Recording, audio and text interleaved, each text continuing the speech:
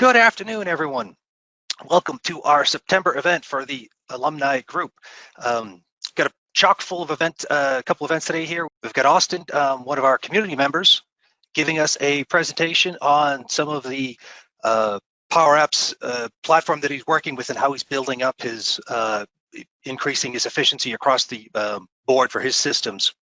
So he's got a handful of quick demos he's going to show us here this afternoon, and then we're going to move into Mitch Dixon a little bit later with our Power BI, how to be a super spy, get more out of your data, learn more about your data, and do some different things with Power BI, which would be pretty great. And then we'll close up this afternoon with Eric giving us some more information about some of the things going on with Power Platform and Velosio itself. So Austin with his quotation systems, Power BI, Private Eye, Q&A. I think we've got all that covered. And Austin, I think you're about ready here to kick us off.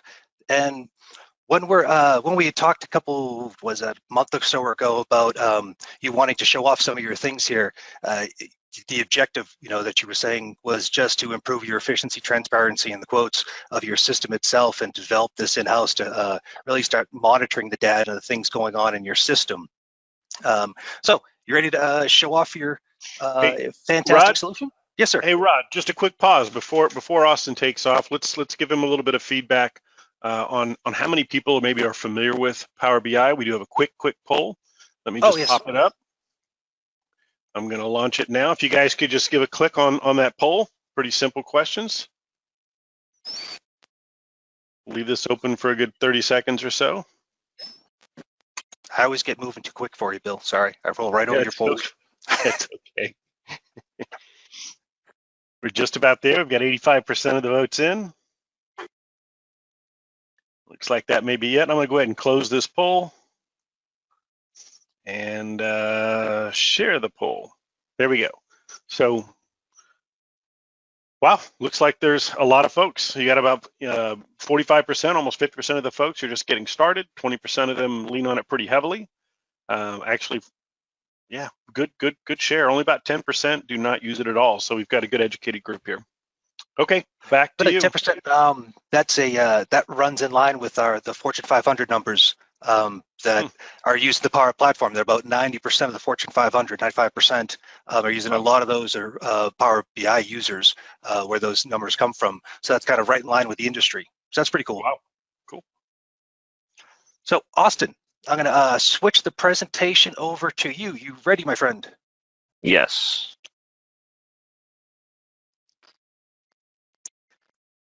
Awesome. So just make sure, oh, there we go. Just make sure you guys can see my screen on quotation purchase order tracking system. Yes, sir. Awesome.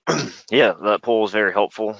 And just so you guys have a little bit of a background, about a year and a half ago is when we sort of started diving into the Power Platform things, and I was tasked with sort of investigating and seeing what all it could do and how it could be used. So the first thing that came to mind was the quotation. When we receive a quotation to purchase order tracking system, I'm just going to get started with this. And just so you guys know, it's utilizing everything you see here: Planner, Power Automate, SharePoint, Teams, and Outlook. There we go. All right, so to give you guys a little bit of background data on why I went down this road. 2018-2020, we had over 2,294 total quotations, and 1,125 of them met our KPI, which gave us a 48.5% success rate. On average, from when we received a quotation to when a purchase order went out, was 55 days. We were targeting 38, which gave us a 17-day gap. This number is significant to us. 90% are weekend work and modification projects, which means they're some of the easier ones to put through the system and some of the ones that have the most time sensitive on it. Which, with that, diving deeper, the quotation to requisition in our ERP system, which, to give you guys a background, we get a quotation, requisition, and then the requisition turns into a purchase order. And that sits at a 38-day average. And our target for that is 19 days, which gives us a 19.8-day gap. So there's... I'll take a quick question for you. How many users are creating these purchase orders, these quotations in the process? There are 8 machine vendors. Out of those 8, there might be 2 people per vendor who would send quotations out. This is across North America, all of our NAMCs. manufacturing plants, which includes Indiana, Texas, Mexico, Canada, Mississippi, Kentucky. Awesome. And a few hundred engineers. All right, great. That's what I was looking for. Fantastic. They're close to it. So looking at this data, there's obviously a gap in our system somewhere, somehow, and I decided to make a change to it and give a little bit more clarity and some more transparency to it, utilizing the Power Platform. So the system in a nutshell, so starting with number one, what happens is the machine vendors submit a quotation via SharePoint list and putting the information that we request for them so we can track it. On two, a series of automated events will occur once that happens, which includes it'll add the quotation to our tracking file, which that has now been replaced as we're pulling the data directly from SharePoint versus a tracking file. It'll create a task in Planner, and then it's also going to save the attachment on the SharePoint list to a master quote folder somewhere for later viewing if needed. Once that is completed, it's going to email the engineer with the link to the quote in the SharePoint list, and then it's going to email a receipt to the vendor, time, date, and stamped, letting them know that the process has been a success. So for three, stage four is based on the yes or no. So if a purchase order exists in the tracking lists, what's going to happen is if it does, awesome. The task will be completed in Planner and the email runs will stop.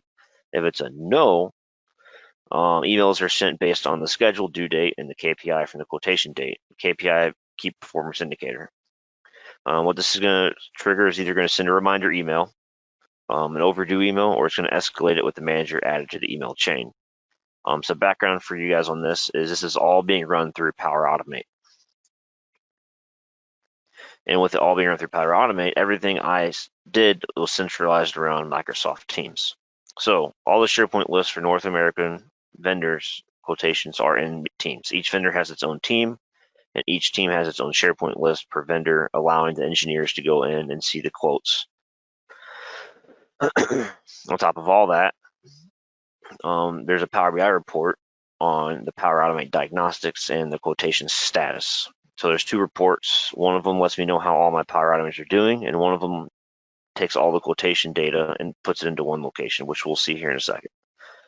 And then on top of that, Power Automate diagnostics is being recorded automatically, and I do have an administrative team that sort of monitors all the other teams. And that's what I have in the bottom note there, an admin team for managers and admins to see everything from one location. So Power Automates, all my Power Automates are run by a service account. This account is not tied to a particular team member, and its ownership can be transferred. This is a kiosk account, which is cheaper than a user account, if anybody want to know about the pricing on that. But I do have the licensing max out on it. All my Power Automates are shared with users who need to access them from their account, so they can easily troubleshoot it without having to log into that account. And then the service account has been added to all the groups and sites, etc., across our organization, so it can be utilized efficiently. So I have a total of about 20 plus Power Automates, one for each vendor for quotation. There's some that are being ran automatically. And I'm not sure how familiar everybody is with Power Automate. I know you asked about Power BI, but there's 20 of them. So what happens is I've added a few variables in here that are being recorded into a separate SharePoint list. I have a start time and end time and my logic app run ID. So I didn't show you the scope of it, but I sort of mentioned it earlier. But essentially, once this starts running, it's going to set the end time at the end of it, and it's going to log everything into a SharePoint list. And the data it's logging is whether it's success or a failure, my timestamp, the name of the flow that ran, and the logic app run ID in case I need to get IS involved.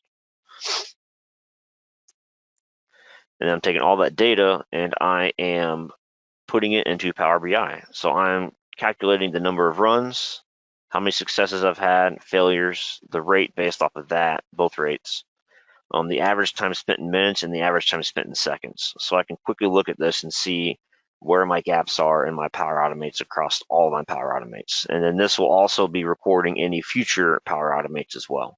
For now, it's targeting the quotes, but it will be targeting future runs later. And getting down to those seconds, I know the first time we talked about it, we see a lot of people tracking a lot of different things, but for this process down to those seconds, it was just, how come you wanted to go that deep and that precise from a timing aspect? When I was first, yeah, just because I could. When I was running some of those Power Automates originally, like I said, the quote system one, I mean, it goes pretty quick. So if you look over here, I mean, it's taken 43.5 seconds to run on average for this one. And then, I mean, that's longer compared to some of these other ones that you see over here. And it was going down that quick. If I were to do minutes, it'd be a decimal point, and I wanted to see a whole number. Cool. All right, great. But I wanted to be able to see over time, average time. So these ones are high but low, so that might show a problem. Maybe something's being held up here. I don't know, but it's a great way, easy way for me to quickly look at all my data and see where my gaps are.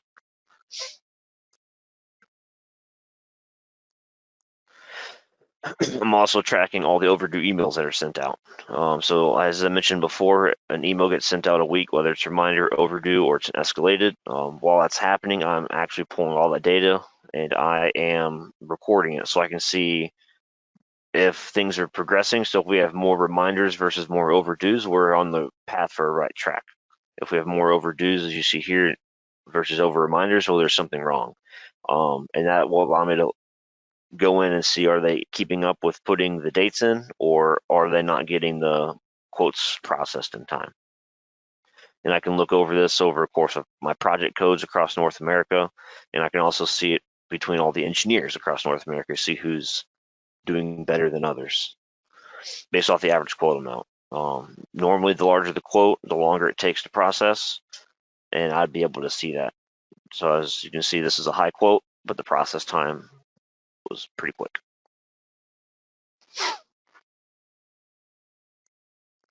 So in conclusion, data is being gathered on a current status since the system has been launched. I hope I can do a comparison by the end of the year. The true test is when this project workload starts to peak, which should be soon, especially for some of the plants that are currently running. And I sort of based all this off of the Toyota production system, the right column Jidoka, which is built in quality, error proofing, and separating human and machine work. And by that, I focused on these process improvements, which I wanted to eliminate any potential for lost quotes, because that has happened. We have a 90-day email retention policy. If you don't pull out of your email, it's gone forever. The system monitors the data versus the human, so things are happening in the background that I don't have to think about anymore, which is super nice. There's built-in ownership for every quote, so the transparency is out there. Management, anybody can see who has open quotes and who's not doing their job, which results in jobs being done. No more hiding in the shadows. And then I've automated reminders, overdue and escalation, which is a need. And then each engineer is now been using their task management system, which is the Microsoft Planner. It's been utilized very heavily the last few months, and it's standardized across all of it. It's very continuous, and it's real-time data. And any questions? That's awesome. I mean, that's talk about, jumping in and starting to use these systems and these different components that are available to you as you're building these systems out. I mean, a lot of this, you can tell that you had the design going into it. As you were building it, you were adding things to it of, all right, this is a good thing to happen here. This is, adding and tacking and continually evolving that product itself. What do you think is going to be your next revolution of this, the next evolution of this product and this process? So there were two that I had. So when I originally started putting the proposal together with my management, I called this my process automation plan, PAP, and it included quotations, some spare parts lists, utilizing another group we have in Toyota, and I'm now utilizing some of this stuff for our training aspects. So in this one, I'm using forms and a SharePoint list and a SharePoint site, because all of our sites now are SharePoint based, which is allowing me to track which engineers are taking which trainings based off of a survey and tracking that back to their management. And using Power BI, I can now see Manager A has 6 engineers under him, and 5 of those 6 engineers are currently active in training, and I can do a comparison on that. So you can see which engineers are taking trainings and which aren't per training. That's awesome. That's awesome. Hey, Austin, sorry, we had one question about, do you plan to incorporate Power Apps, or do your engineers primarily work out of the office? So I was originally going to incorporate Power Apps, but seeing as I can't have my outside vendors use those Power Apps as a guest account yet, I tried to shy away from that. I'd like to eventually go to Power App to where they can just log into an application and do their quotes that way. But in the future, I hope to incorporate Power Apps for some field activity. But for some of this computer activity, what I've been doing so far seems sufficient. Cool. Very cool. Yeah, there's Austin, one more. Go ahead, Eric. Yeah. Yeah, Austin, this is Eric. And if you could just reiterate kind of how you took basically a business problem and who presented that business problem and say, hey, this would be a really good opportunity to kind of use the multiple technologies that you know, right? And you know that the technology can solve this business problem, but were you partnering with anybody on the business side, or how did that evolve such that you were able to design, this solution and then kind of bring it all the way along the way? So, well, like I mentioned at the beginning, about a year and a half ago, is really when I started diving into some of the Power Platform activities. And what sort of went into that was through the grapevine, our company said, "Oh, we're getting rid of Skype. We're moving to Microsoft Teams." And I was like, "Well, what's Microsoft Teams?" And I started looking into that. Like, oh, wow, there's a lot of potential here for this, like a lot of potential. And then I started researching a little bit, and then I went to last year's summit in October. I was able to get that through based off of some of the proposals, because this was coming down the pipeline and somebody needed to get ahead of it on our side. So I sort of championed that. And it was almost only me for that portion of it. I had another engineer working with me, and she was super helpful because she was already pretty good with Power BI at that point. So then we started attending some of the local user groups. We're part of a Power Apps, Power Automate, and a Power BI user group in Lexington and Cincinnati. And I think I'm part of the Louisville one as well. But it's just sort of the business problem. I saw the data and I figured, well, it's not very transparent now. That's really what it rooted in, is transparency. The getting rid of email communication, in my mind, was the biggest hurdle because everybody was so reliant on it. And like I said, 90-day retention policy. If you didn't download it, you lost the quote. And on the business aspect of it, that quoted date doesn't change. Even if you lost the quote, that's still a pretty big gap. Yeah, I absolutely love this, and I think that for our user community out there, when you look at ways that sort of justify the investment in these types of solutions, and you look at the amount of productivity that comes about and the sort of the enhanced service that ends up being provided, and this is just a super good example of the benefits of deploying this type of technology. Right, and as a note, a lot of you guys said you're just now starting to use Power BI and maybe some of the Power Platform applications. And I am not a programmer and I'm not a coder. So there's a little bit of HTML code that I've learned along the way, but like Power Apps can be pretty monumentous to get over if you don't know a little bit of coding. And I just wanted to let any newer users know that this can be done without having any of that prior knowledge. You are a commercial. Yeah, you're a commercial. Yeah. You missed your calling, Austin. I saw that design document. You did a fantastic job. Eric could probably hire for his team tomorrow. Hey, guys, we've only got like 5 minutes left for his time slot, and there's several questions out here. So when you answer these, just realize we're on a bit of a time slot. Well, one is. I'll answer quick. Okay, so Neil asked, he said, what made you decide to use SharePoint rather than SQL Server? I used SharePoint because it was already out there and we had the licensing for it. I wanted to use SQL Server, but talking with our IT department, it was going to cost a little bit more money to get the space I needed. Okay, money speaks. Jeff said he needs to capture the same type of process, and I'll let you take this offline if you want. But is there a way he can get a template of your process? He said he's just starting out, and this is all kind of new to him. Yeah, no problem. If there's a way we can connect outside of this meeting, I could talk to him and we can work something like that out. We'll put you guys in touch. Yeah, perfect.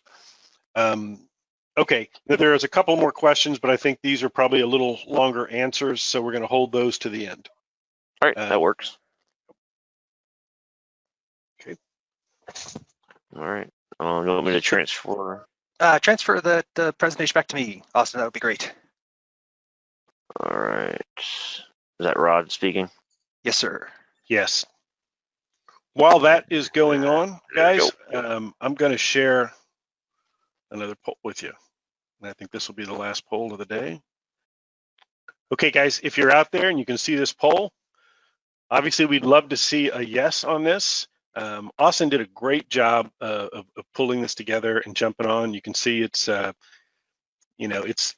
nice to take some of these projects you've done and pull them together and present. I think this is something Austin will probably be able to use internally as well. And we would just love to have some more participation. So we've got, let's see, 40% of the vote in. We'll let it go for just a little bit more here.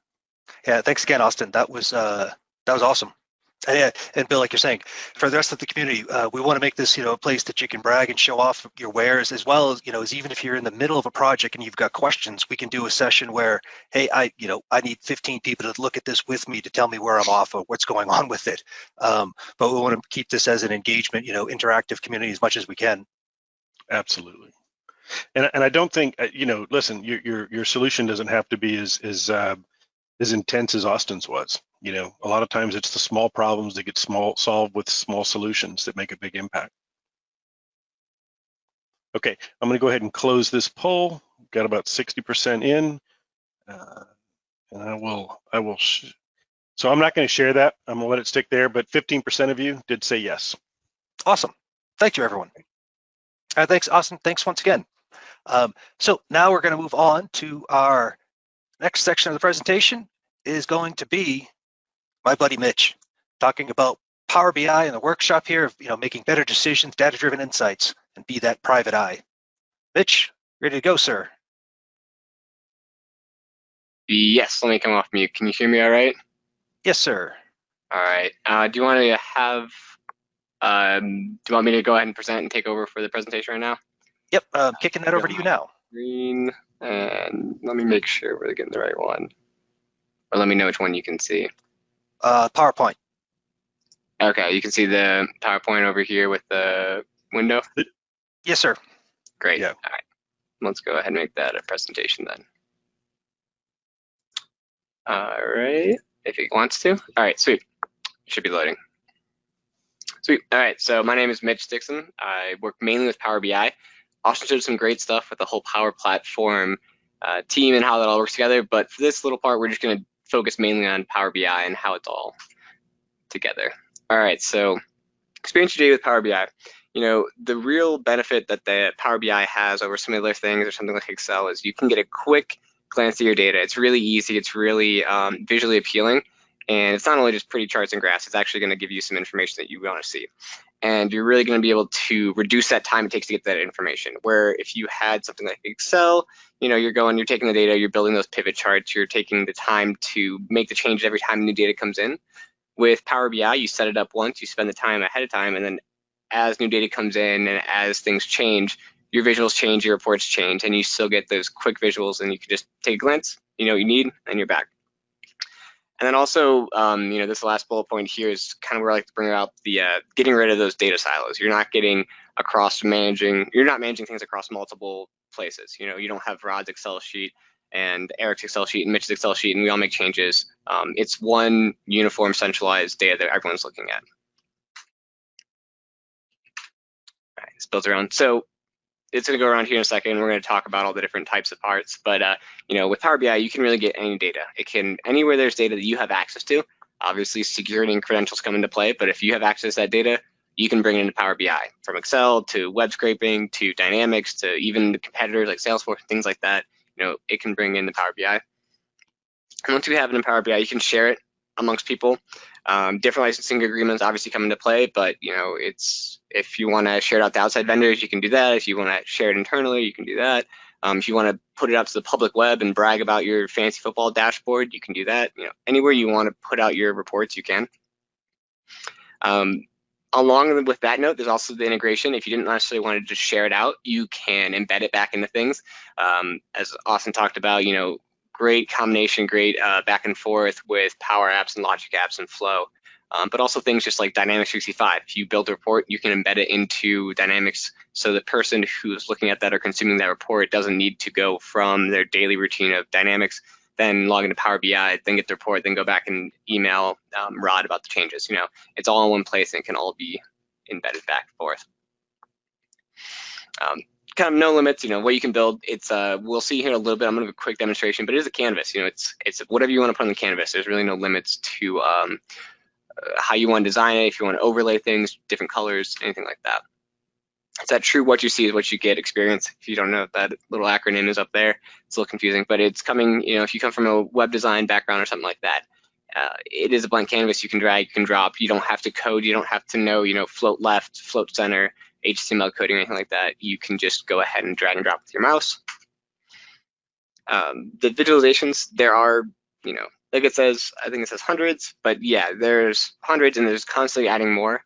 There's some default ones you get, things like pie charts, bar charts, tree, area, specter, all that stuff that you would normally expect, including tables and matrices. If you want to keep it to the, I want to see this table because it's got accounting data and it needs to be in this table form, you can do that.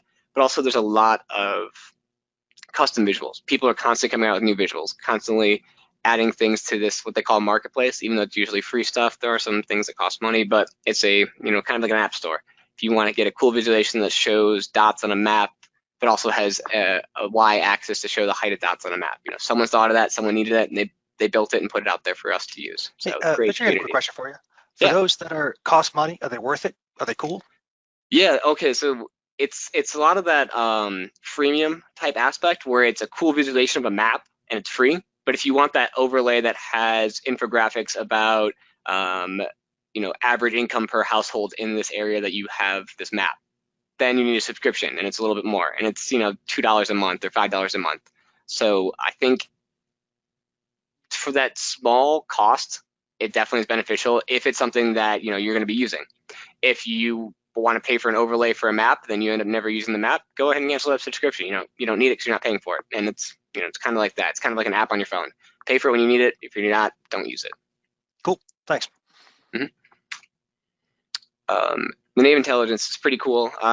We don't have time for this in this demonstration, but we've done it in some of the dashboard and days. And of course, reach out to Velosio all you want. We can kind of give you some demonstrations and talks about the native intelligence. But with Power BI, you can go ahead and just start typing and asking questions to your data. You can say, what are my top sales by state?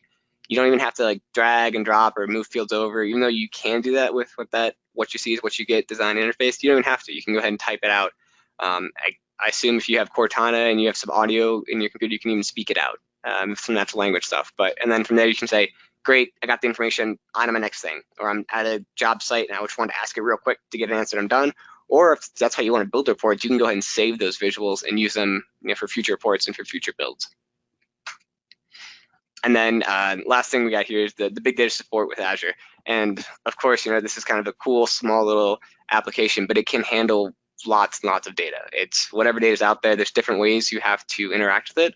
Obviously, you're direct querying millions of rows of data. It's going to take time. Or if you're doing an import with 2 petabytes of data, you're going to have to try to optimize it a little bit, or else you're going to be waiting just on the capacity of the server and things like that. But it can handle it. There are some great demos out there that Power BI team from Microsoft does, and Microsoft has demos where they're working with 2 petabytes of data, and they're really quickly dragging and dropping it. They've done some work in the background to do some aggregations, but it's still 2 petabytes of data they're quickly manipulating. So pretty cool stuff. And then as far as the platform itself goes, as Power BI goes, it's constantly growing, it's constantly updating. I think usually it's about once a month there's an update to the Power BI desktop, and then every 3 months there's a larger update to the service, including gateways and things like that. So it can be as simple as adding new features to how you can change a title, to allowing incremental refreshes, to allowing reports to be copied and pasted across different canvases, all different types of stuff. There's a great community out there where people ask and post new ideas and say, hey, wouldn't it be cool if we could do this? And if enough people think that's a good idea, you know, Microsoft takes the time and tries to develop that and put it in the next update. So constantly growing. Hey, Mitch. Yeah. Hey, Mitch. Can you hide that slide? I think you're stealing Eric's thunder right now. Am I stealing Eric's thunder? Oh, no. Eric, you're supposed to yell at me for that. But okay, so if that's Eric's slide, I will go ahead. I'll go ahead and get into the demonstration I wanted to show first then, and I'll leave that Eric stuff to do his stuff later. All right, so as Austin talked about, a little bit pretty complex and some really cool stuff, I'm gonna go ahead and give an example of just a quick kind of cool trick that I've used in Power BI a lot to get you know, a better use of the space that we have in this canvas. And this is something that, you know, if you guys are using Power BI, I think we had a good percentage of people say they're currently using it, and some people are maybe interested in it. So if you're using it, go ahead and try this trick. If you're thinking about starting getting into Power BI, keep this in the back of your mind as far as when you're building these out and getting this design. So what you can see here is a desktop app, and I got these 5 different visuals, right? And it's going to be looking at different measures over time. And so I got, you know, my net weight or my gross average or the temperature, and it's just over a week, and I have all my filters and stuff like that. But I'm not being really efficient with the use of my canvas because I have basically these same visuals repeated 5 times and just the values changing, right? It's the you know, average temperature or the average net barrels. This is an oil thing. So it's but do I really need that 5 different times over there? What you can do is you can go ahead and use a slicer to change the variable that you're looking at. So instead of having those 5 visuals, you have a little bit more space here, you get a little more information. And then if I wanted to look at the gross barrels, I just click the slicer and it changes, or the net, or the temperature. Oops, I click it, and I moved it a little bit to the right, that's fine. Now, there's 2 different ways you can pretty much do this. Since we can't have the variable itself change on each of the visuals, you can either do a workaround way where you're using bookmarks. So as you click a bookmark, it changes the report to have this visual use whatever variable or whatever measure you're talking about. But that gets a little complicated because then I'm making 5 different bookmarks for my one report. And if I want to go ahead and change something, I have to change it 5 different times and then save that bookmark 5 different times. So it's not really the most efficient way of doing things. The trick, or the new thing I'm going to show you guys real quick, is how to do that without having to build the bookmark. And I'm going to go ahead and go to my screen. I think I'm a little bit pressed for time, so I'm going to go ahead and actually take the cooking show approach. And I've already baked the cake, that kind of thing, and I'll show you how I did that. So here is our data from our dashboard in a day report. And I'm going to go ahead and use this data because I think maybe some people in this webinar have gone to our dashboard in a day or will be going to it in the future. So instead of using some data set that you've never seen before and never have access to, this is going to be the data that you'll be using if you've already came to a dashboard in a day class or you plan to in the future. So it may look familiar, and that's probably why.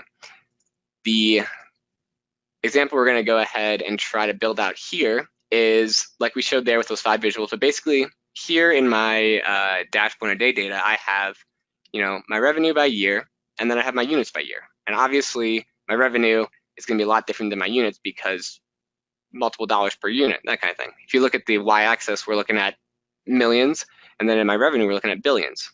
So if I were to put these on the same chart, which I'll go ahead and show you an example of why this is not necessarily a great idea. One's monetary and one's physical, the other being, look at the difference. I can't even see my units, they're so small compared to my axes, right? You could do a double axis, a left and right y-axis, but that's also very confusing. So the goal is to get these down to one visual that I can flip between. Right here. So I have my revenue, and then I go ahead and click it, and it thinks, and then it changes and then it's my units. So same visual, same clean layout of the canvas, but I can just go ahead and flip and flop. Now, if you wanted to add a third variable or a fourth variable, you know, before you're talking about doing different bookmarks, this means you have to build everything out again and backtrace all those things. But if there was a third option here or a fourth option, you can just add those in and then just change them here in your slicer to add those other variables and those scales, and it'll pick it up automatically. Yeah, absolutely. So as many as you have, you just have to set it up one time, and then you go ahead and you'll just have more down the line.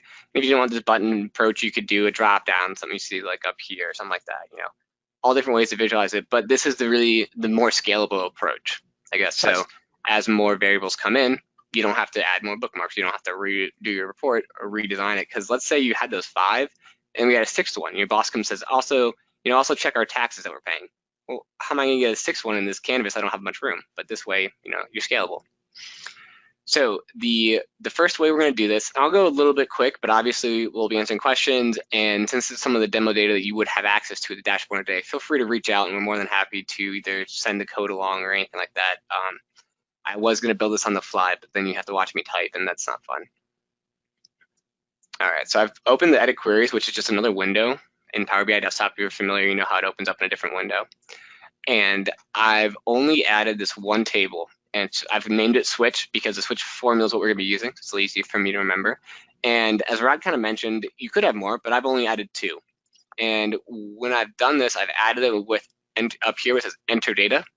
And it's just going to be a stored table in Power BI. This table doesn't exist in a data source. It's just a calculated table built inside the file of Power BI. And it's really simple. It's like Excel. And I'll go ahead and add a 3rd one in there that won't be used for this, but it's like sales. Okay. And really, this virtual table that you're building here, this is just used in this particular Power BI report, correct? Or is it all for all of the Power BI environment, your environment? It's currently using this Power BI data set. So if you had a shared data set throughout Power BI, other people could access it. But these native tables are really easy just to copy and paste. It's got some encrypted, so this number right here means 1 variable, whatever. But it's really easy to copy and paste. Or if you share out the data set, anyone who has access to that data set can then look at this table or use this table. And then the only other option I had to use, I changed this type to a number. But that's not super important for this, but it is good to have numbers be numbers, text be text, if you're going to be using them accordingly. So I hit close and apply. It doesn't need much time to think because it's only adding 1 row. As I say that, let's hope my internet is fast enough that it doesn't need much time to think. All right, great. And then the complicated part, as I do air quotes and you can't see me because my camera's off, is making this measure. And what you do is basically, this switch table doesn't have to be related in any way to your current table because it just exists in memory. You make a measure that states 1 variable in your first variable. And if you aren't using variables in your DAX formulas, I highly recommend it. It's a great way to kind of call variables and build variables, that type of thing. So I've made my 1 variable and I've called it selected slicer. That's just the name of it. And the actual formula is selected value on my switch table is value. And if you remember what my switch table looked like, the value was the word revenue, the word sales, or the word whatever the other one was now, revenue and sales, and units, because we're looking at units as well. And then that's the only variable I have stated. So then go ahead to my return line. My return line is using the function called switch. And that's basically, if you can think of it like SQL as a case. If it's this, do this. If it's this, do this. And first, just clarifying it has to be true no matter what. We're not even going to worry about if this switch is false because it won't exist. Then I say, okay, so if my selected slicer, which in this case will be my slicer that I build later, if my selected slicer equals the word revenue, go ahead and sum revenue. Or if my selected slicer equals the word units, go ahead and sum units. And as Rod liked to mention, I will go ahead and add another one, which selected slicer, since it is my variable name, equals, and I called that one sales. Go ahead and sum my, oh, I don't need to sum because I already measure. But I'll just make it so you can see it sum as revenue or something again. So it'll be a double up, but it's more of a function of how it works. And then I close out my whole parentheses. You can see the highlight from there to there. I hit OK. Now, thanks. It's going to go ahead. And now as I change, the next thing I would really have to do is I would build out, I'll do this on the fly too because it shouldn't take much time. And Rod, go ahead and let me know if I'm going to be running close on time. But I'll go ahead and take my switch table and my value. We've got time for you. Okay. I want to see you, want to see you completed now. Yeah, okay, great. And then, so I go ahead and I just brought in my value from my switch table, and I've turned that to a slicer. And just ease of use, remember I talked about I don't want it to ever be false. I don't want this to never exist. Now you can see I have none selected, so it's not showing any data. Not ideal, especially confusing to an end user who doesn't really know what's going on in the background. So let's turn single select on, so something always has to be selected. It can never be a null value. And then as I go into here, my other ones on the last page, my value, the one that's counting, the showing the height of, was normally either sales or revenue or units. But I want to go ahead and make my column value that new measure I made, which is my value. It's called value. So it's a little bit confusing that my column values is that measure that I made called value. I replace that for this visual and this visual. And now every time I change what is my selected slicer value, it's going to go ahead and change. Sales and revenue happen to be the same, but sales and units are a little bit different. If you look at the y-axis, that's going back to those millions we talked about and changing there and there. So everywhere we use that value now is going to change. So this one where I have my value as revenue, I'd want to go ahead and replace that with my new measure as value. And we can see that that changes as we flip and flop our slicer. The very last part you have to do to this, or I recommend doing, is making your titles match. So a cool feature, as I talked about Power BI constantly updating and adding new things, they added this dynamic title feature. And that allows you to go ahead and say, instead of it saying value by country, that's, it's going to change. I don't know what value means. I want to say revenue or sales. You go ahead and say, go ahead and show me the first value that's available for my table. This is the listed table that has the names. I picked first, last. It doesn't really matter because at one time only one will be selected. So now you'll notice on my visuals, it changes the title. And there is a very quick, I know I talked very fast, I went over this quickly, but we're kind of limited on time. Very quick kind of trick that you can do to go ahead and save space and make your reports a little bit more interactive and easy to use. This can be, as Rod said, scalable to however many values you have. A lot of people I see use this for type of things like, net profit versus sales. If you have all different types of things, or you don't want to see it with tax or all different types of things you want to flip-flop real quick, this is the easiest way to do that, I think, and it saves you having to build multiple multiple bookmarks and things like that. That's great, Mitch. We've had enough talking to different clients when we start showing them this trick of ways to measure some of those same, they're different scales, but some of the same numbers, that commonality. And talking about being a Power BI private eye, gaining more from your data by looking at it different, by throwing those different toggles and switches there. I want to see it this way versus that way, and different people, you, Eric, Bill, Austin, and I can each see the same sets of numbers the way that we want to see them for those particular scenarios. So that's great.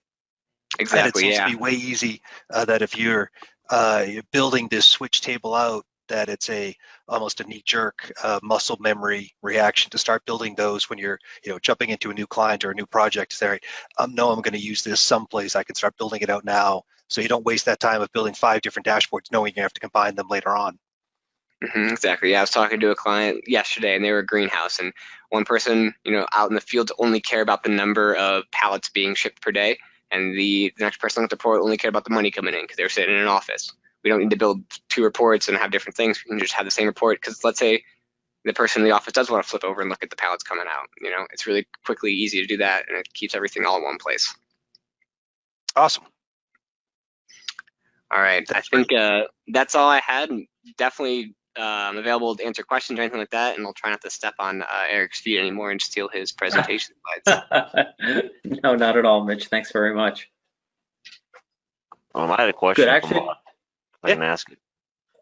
So that seemed very similar to indexing between a made-up table in Power BI and your data set. Is there any relation with that? So when you're saying you're making up a table in Power BI and then having it relate back to a table that you have, and you want it to be matching on an index and not necessarily on the board itself? Right. So it seemed very similar to that, maybe a little quicker. I just didn't know if that was just another way of doing it. Yeah, it's another way of doing it, and kind of with Power BI, you'll see there's 10 10 different ways to either get the same outcome or even do the same thing, even if it's clicking or building a measure. It's very similar to doing that indexing, but it's a little bit more of a user interface where you can actually use the words and things like that, whereas the index, you're kind of removing yourself one step back and kind of having to think a little more conceptually on 1 is 1, 2 is 2, that kind of thing. Gotcha. Okay, cool. Yeah. I think as long as you get the desired outcome, that's good. So, and then from there you can start optimizing it.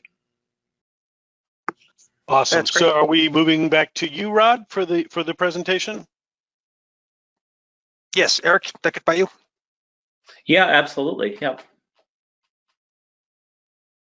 Perfect.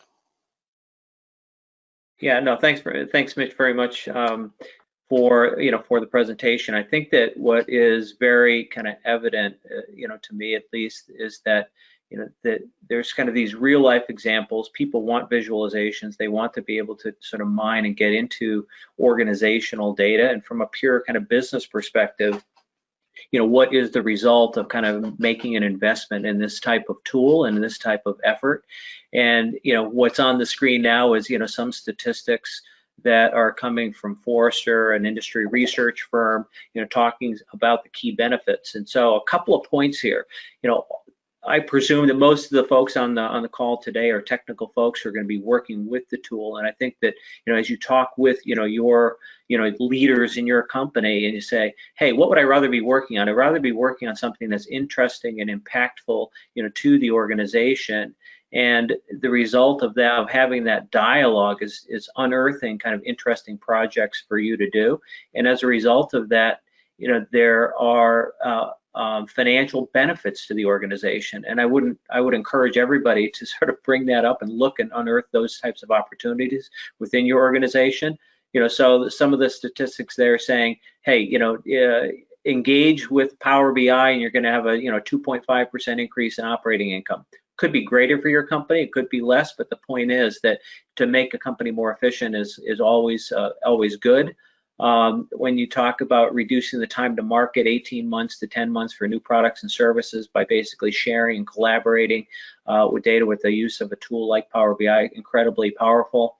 And then there's so much there in terms of providing that pervasive access to information. So reducing centralized analytics team effort by 42% simply means that you've spent a lot of time structuring the data, a lot of time putting together the visualizations that are relevant, but then allowing those end users to go at and slice and dice and use the tool that will kind of benefit them. So I think that's, again, very, very powerful. Next slide.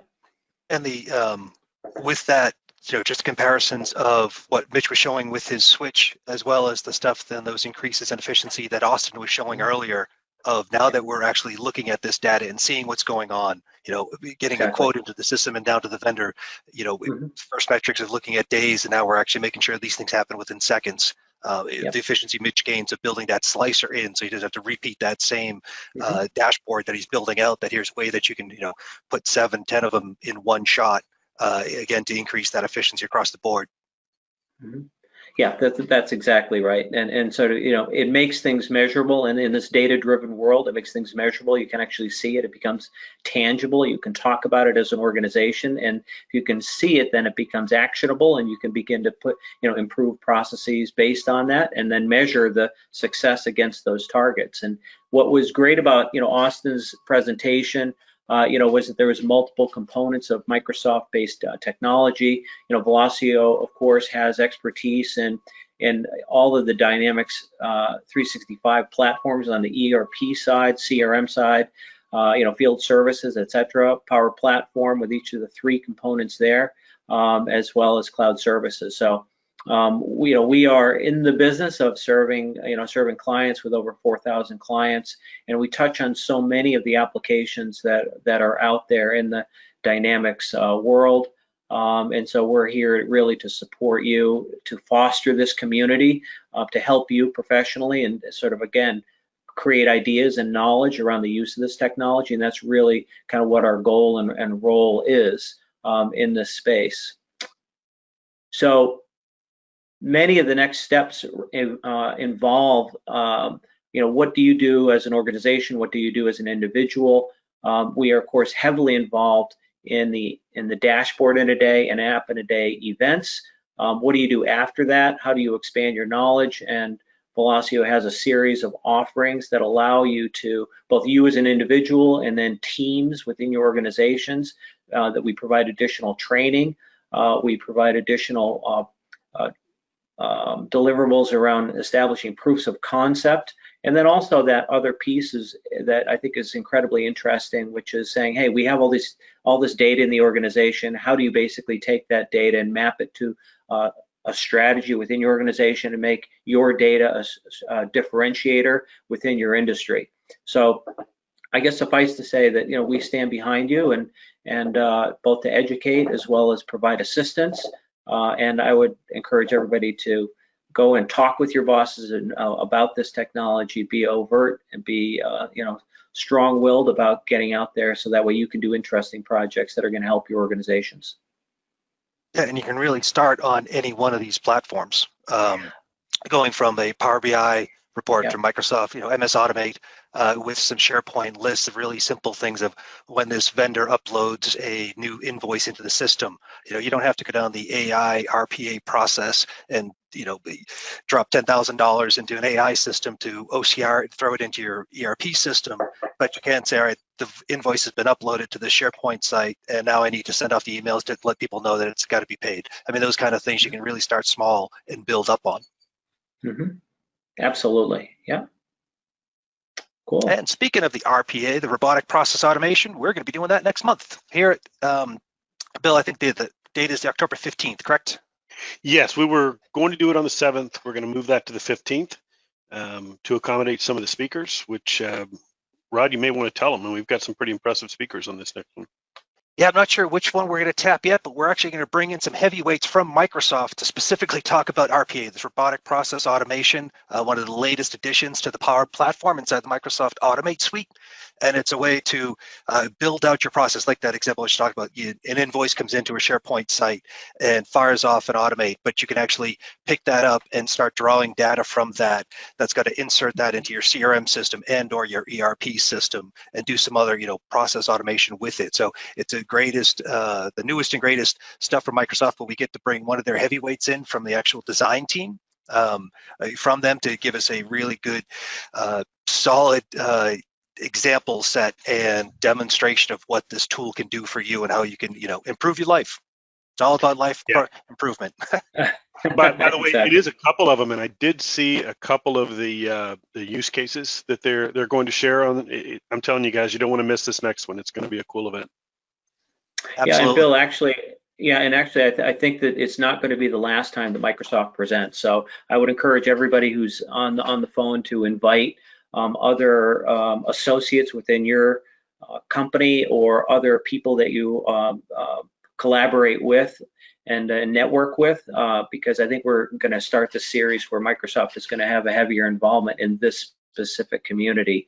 I think they're excited about the level of engagement that we're beginning to get with this community. So we greatly appreciate that. And it's reflected again with the fact that we're going to get you know, Microsoft support as well. Absolutely. And at velosio.com/AIAD-alumni, ALUMNI. So yeah, like Eric is saying, pass that along to your friends, even though they might not have actually gone through our Power Platform App of the Day classes, but they know you. We'll let them in. Friend of a friend is friend of ours.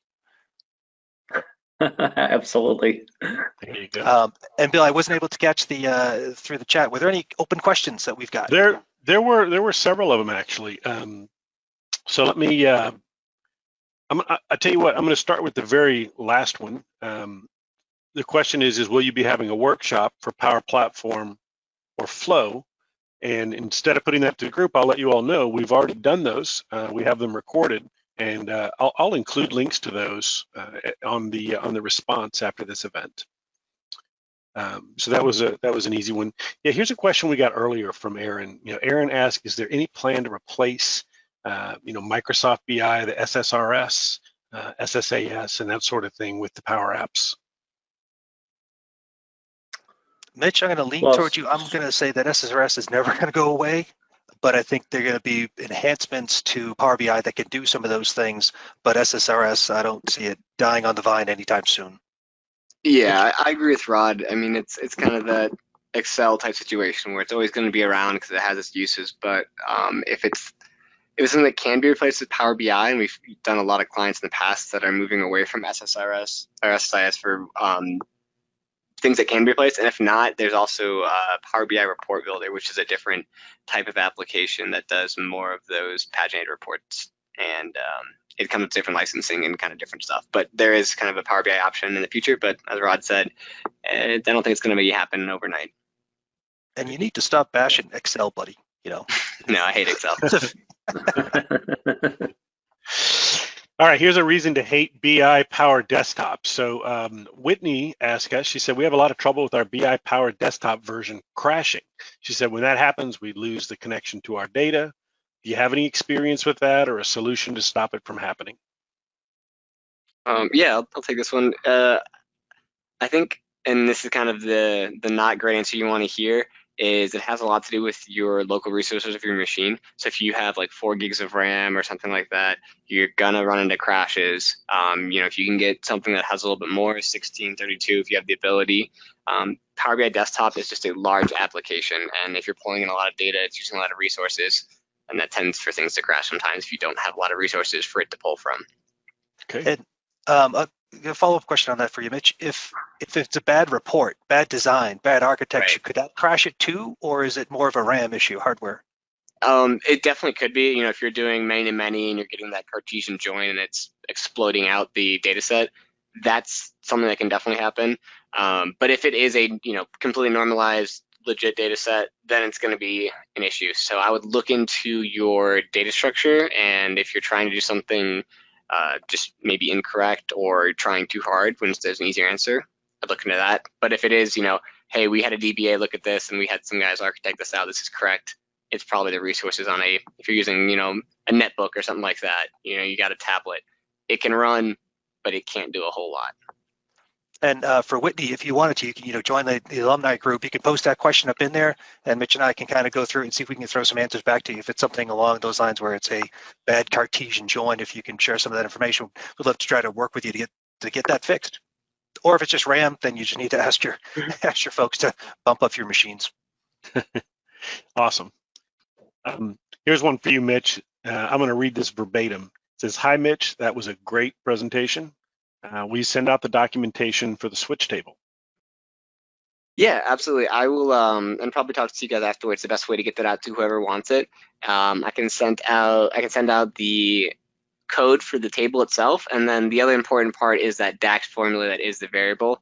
It's pretty simple stuff, but I mean, one text file, I'll send it out, or even kind of give you a step-by-step that we can send out for sure. We'll leverage this alumni group, Mitch. Try to use the technology that we're bragging about.